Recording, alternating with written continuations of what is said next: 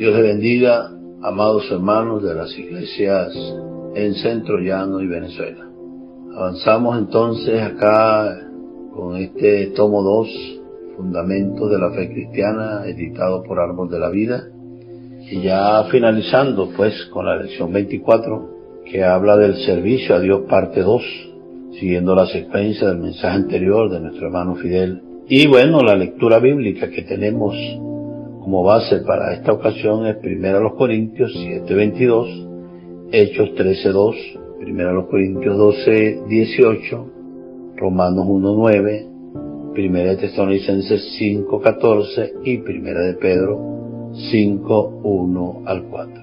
Y en esta ocasión vamos a entrar en el significado de ser un esclavo, ser un sacerdote, el sacerdocio universal, el sacerdocio del Evangelio, predicar el Evangelio y la gran comisión, predicar el Evangelio del Reino.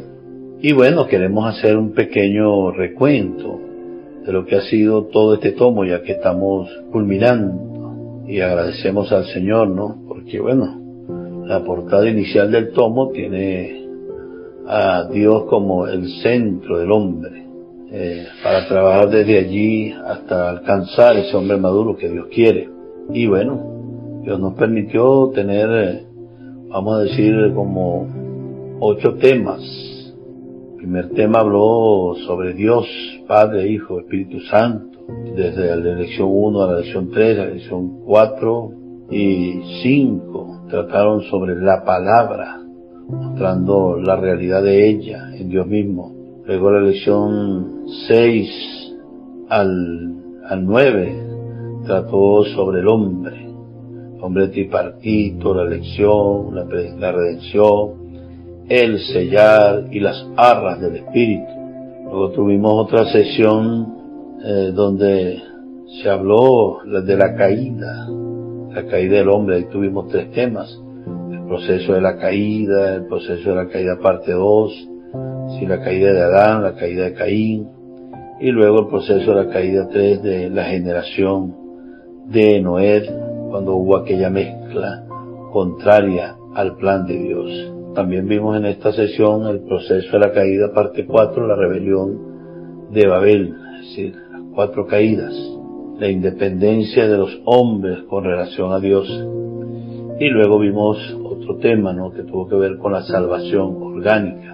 Y tuvimos 4 puntos importantes ahí: la regeneración y la reconciliación, la justificación y la santificación, la renovación y la transformación, la conformación y la glorificación. Luego entramos en otro tema sobre la iglesia. 2 temas allí que tratamos, lección 18 y 19, la iglesia y las iglesias, el surgimiento de la iglesia. Luego el Señor nos permitió tratar otro tema del vivir cristiano, y allí vimos 3 lecciones: prácticas individuales y colectivas, dar testimonio y predicar el Evangelio, constituirse en la palabra. Y luego estamos finalizando con 2 puntos sobre el servicio a Dios. Primer punto, proyectados para servir, donde está la felicidad real y verdadera. Y el último punto, el significado que vamos a tratar hoy.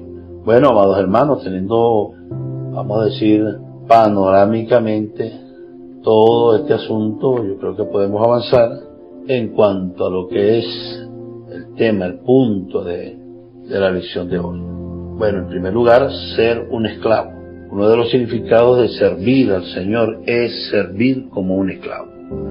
Según el diccionario, un esclavo es alguien que fue privado de su libertad y está sometido a la voluntad de un señor, a quien le pertenece como propiedad.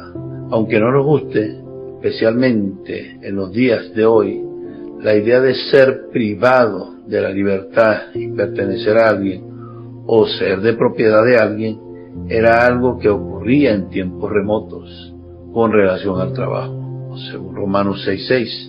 Por eso debe remarcar, tener muy claro y preciso en esto: siempre fuimos esclavos, hermano, solo que antes servíamos al pecado como esclavos y ahora somos esclavos de Dios. Esa es nuestra verdadera libertad. Comparta eso allí, rumie eso con el hermano. La palabra griega traducida como siervo en el Nuevo Testamento es doulos, que literalmente significa esclavo. Todos los que sirven son siervos, es decir, son esclavos de Cristo. Pablo afirma claramente que ahora somos esclavos de Cristo. La palabra esclavos se refiere a alguien que fue vendido y perdió su libertad.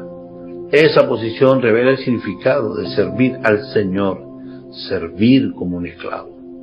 Ahora que comprendemos que somos esclavos, es fundamental saber a quién pertenecemos y de quién somos.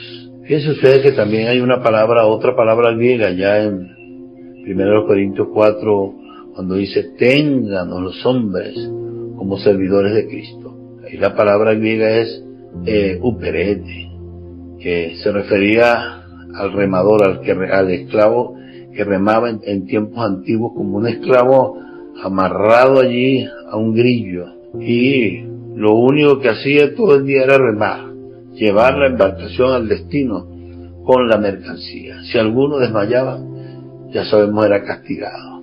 Pero qué interesante, amado hermano, que esta idea de esclavos, de remeros, muestra lo que nosotros debemos ser, aquellos que estamos completamente atados al Señor para llevar la embarcación a puerto seguro y poder llevar a los demás siervos y santos la palabra del Señor.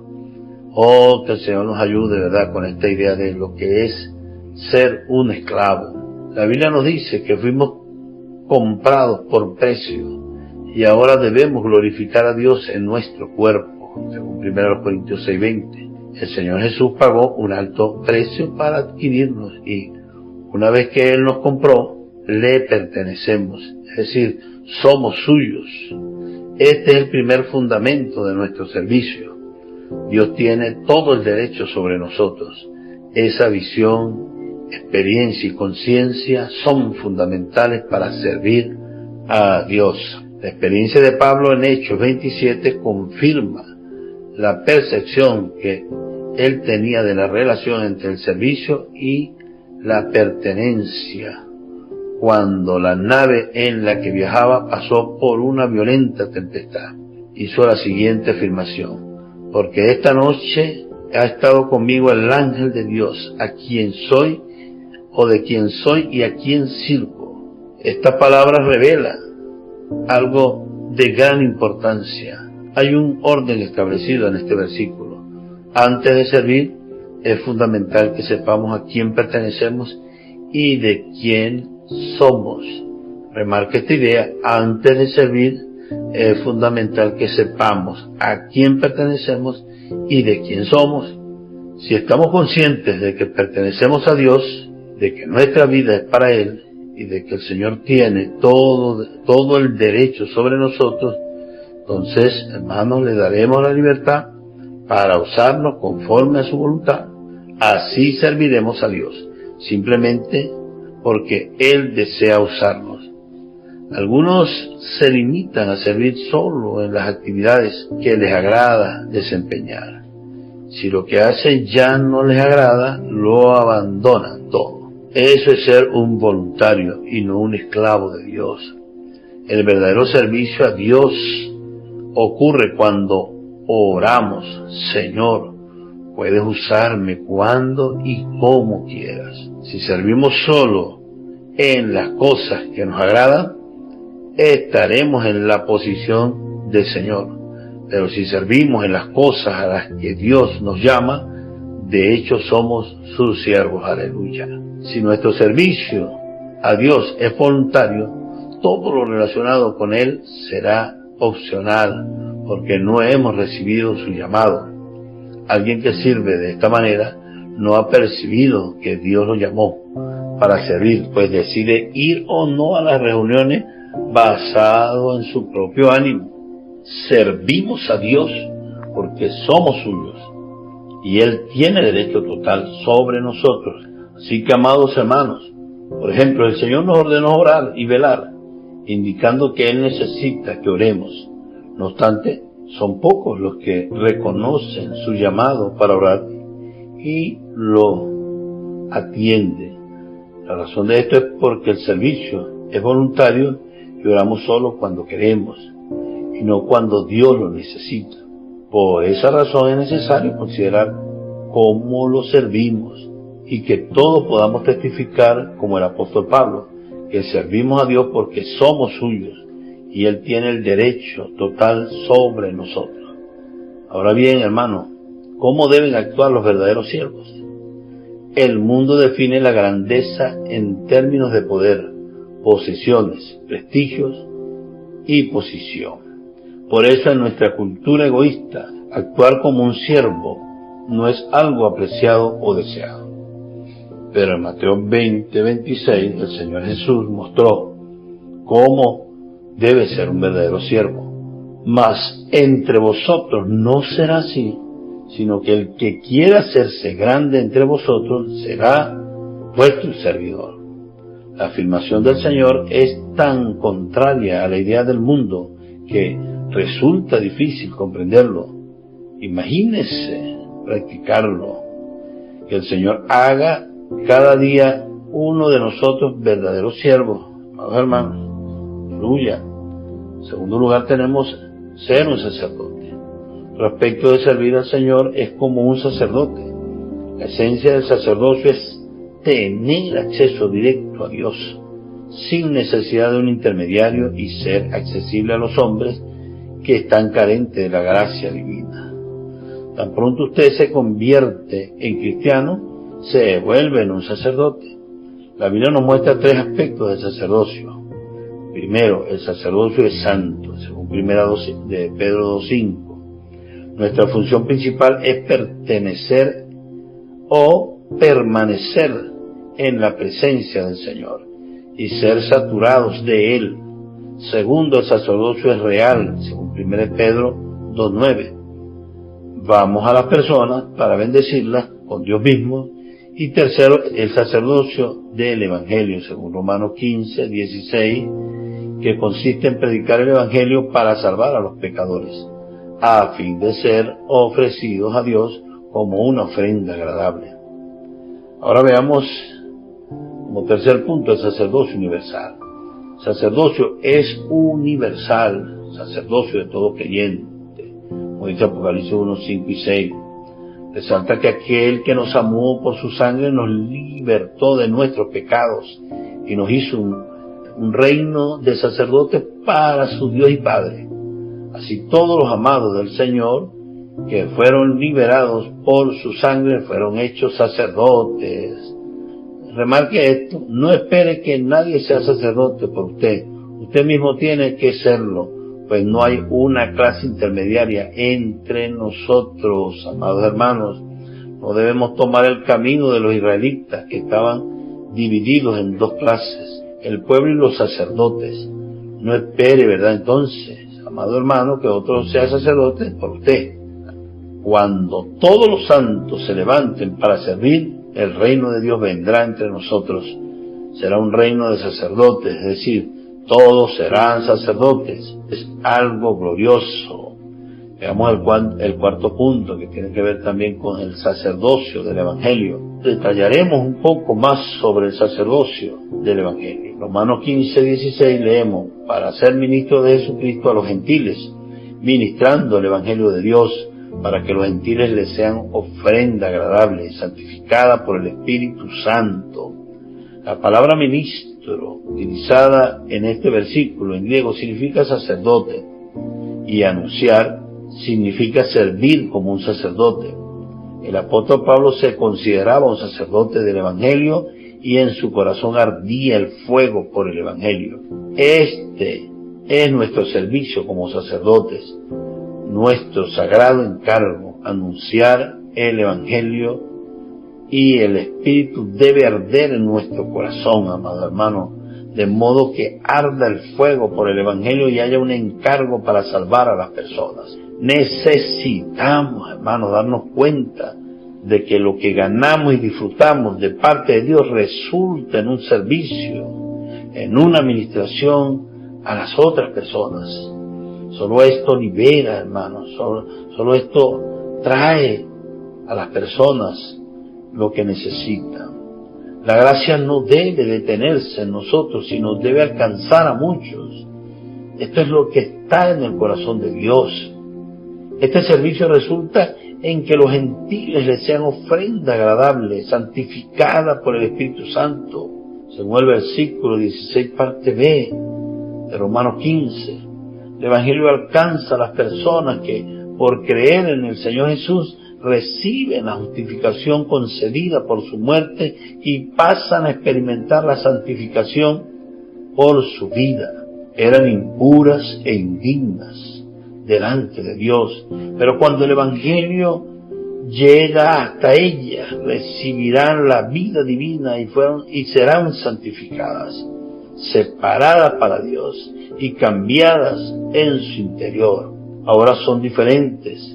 Antes eran para el mundo y servían al enemigo, pero ahora son para Dios.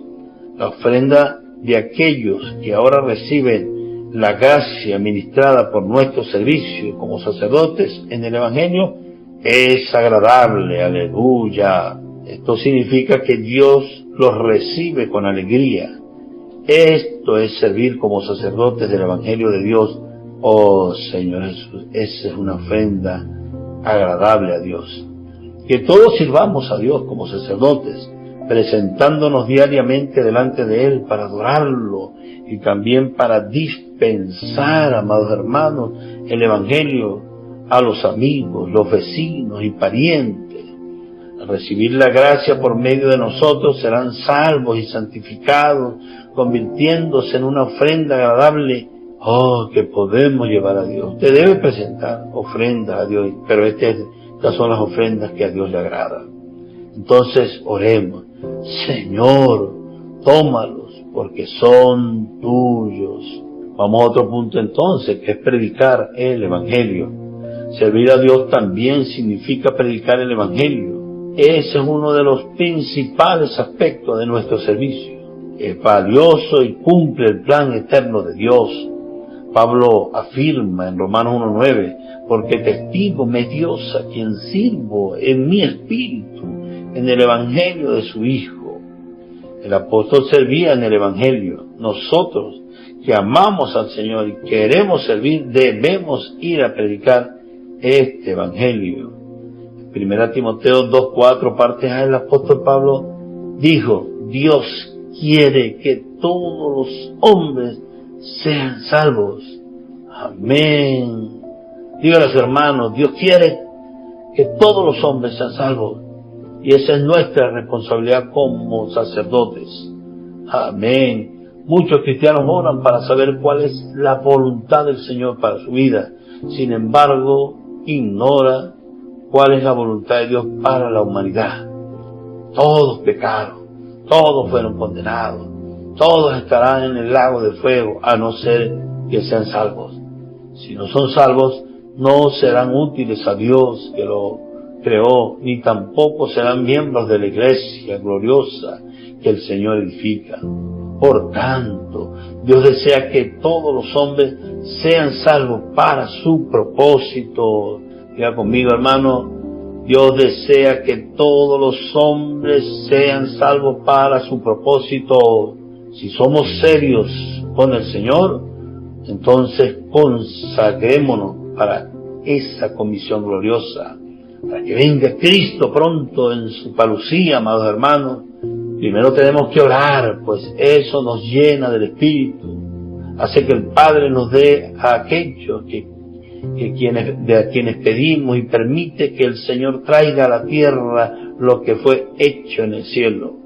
Orar también nos da energía para realizar esa obra grandiosa. Aleluya, hermano. Hagamos sinergia con Dios en su deseo, en este deseo maravilloso, y hagamos sinergia con nuestros hermanos para que esa energía, ese poder de Dios salga de nosotros, amados hermanos, y cuando prediquemos veamos la respuesta inmediata de las personas. Hermano, después de orar tenemos que ir y hacer discípulos a todas las naciones, como el Señor nos comisionó en Mateo 28. Esta semana el Señor en la live nos habló gloriosamente, nos recordó el proyecto Cornelio, tan sencillo, tan maravilloso, amado hermano, y allí las herramientas que ya las tenemos en el canal de YouTube para ganar. No necesitamos tanta experiencia en la palabra, en hablar, porque ya el Señor tiene la palabra preparada. Solamente usted debe abrir su casa y permitir que vengan personas, invitarlos con un corazón como el de Cornelio, y entonces usted será ese sacerdote del Evangelio. En Marcos 16, Él nos encargó predicar a toda criatura. En Lucas 24 se nos dijo que debemos ser sus testigos en todas las naciones. En Juan 15, Él nos puso para ir y dar frutos que permanezcan. Por tanto, junto con la oración tenemos que ir. Los incrédulos no vendrán hasta nosotros, amados hermanos. El Señor dejó su trono en los cielos para venir hasta nosotros. Las personas no saben la dirección, y si la saben, tal vez no quieran venir. Esto exige de cada uno de nosotros que oremos y tengamos la actitud de ir hasta ella. Aleluya. Este es el plan de Dios y Él va contigo, amado hermano, porque Él lo prometió. Yo estaré contigo todos los días hasta el fin del mundo si cumples esta comisión. La gran comisión en Mateo 28:16 nos muestra que los 11 discípulos fueron a Galilea, al monte que Jesús había designado. Solo allí podrían ver claramente. Ese es un principio muy importante. El versículo 17 relata que después de haber obedecido e ido, pudieron ver. Eso equivale a decir que es crucial renunciar a nuestros planes personales para ver y recibir la comisión divina. Implica someter nuestros conceptos, sueños, expectativas y planes a Dios, creyendo que Él se revelará a nosotros. Crea en su promesa, hermano, crea en su promesa. Según el versículo 10, obedezca, según el versículo 16, y usted lo verá. Aleluya, Señor Jesús. El versículo 17 describe que hubo dos reacciones, y cuando lo vieron le adoraron. Pero algunos dudaban todavía. Tanto para los que creen y adoran como para los que dudaron, Jesús se acerca y les habla en el versículo 18. Y le dice, la actitud del Señor, incluso delante de aquellos que aún dudaron, fue la de acercarse, no para condenar, sino para transmitir la comisión. Hermanos, si usted tiene clara la comisión, acérquese, haga sinergia, complicidad. La comisión no se basa en nuestra capacidad, sino en su autoridad. En los versículos 18b, 19, el Señor dice, toda potestad me es dada en el cielo y en la tierra. Por tanto, id y haced discípulos a todas las naciones, bautizándolos en el nombre del Padre y del Hijo y del Espíritu Santo. La autoridad viene antes de la comisión, hermanos, puesto que toda la autoridad le fue dada. Él puede enviarnos y nosotros vamos con su autoridad. En el versículo 20 el Señor continúa comisionándonos, enseñándonos que guarden todas las cosas que os he mandado, y hace una promesa maravillosa a los que atienden. Y aquí yo estoy con vosotros todos los días hasta el fin del mundo. Vayan, cumplan la comisión, yo estoy con ustedes. Así mismo vemos la comisión del Señor en Juan 20:21, donde dijo, paz a vosotros, como me envió el Padre, así también yo os envío. Usted ya fue comisionado, es decir, fue hecho para cumplir una misión. Esta incumbencia fue dada a todos los seguidores de Jesús, no solo a los líderes. Cristo nos llama, no solo para ir a Él, sino también para ir por Él. Eso no significa que tiene que dejar su trabajo para convertirse en un evangelista de tiempo completo. Dios desea que dé testimonio donde esté.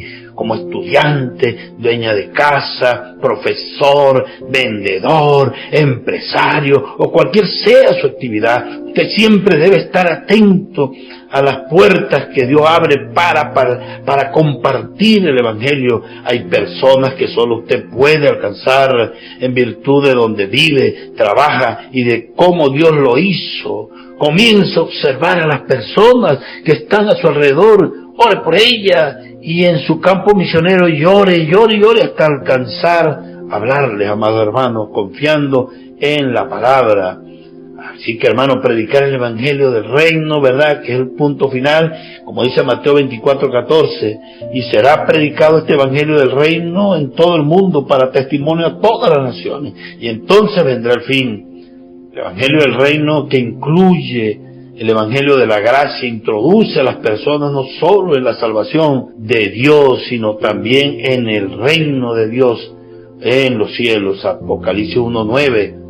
El Evangelio de la gracia enfatiza el perdón de pecados, la redención de Dios y la vida eterna, mientras que el del reino enfatiza el gobierno celestial de Dios y la autoridad del Señor. Este Evangelio será predicado en toda la tierra habitada para testimonio a todas las naciones antes del fin de esta era. Por tanto, esa predicación será una señal de su consumación. Oh, nosotros que amamos al Señor y queremos servirlo, tenemos la comisión de predicar el Evangelio del Reino hasta que no haya más lugares donde ir. Aleluya, Señor Jesús.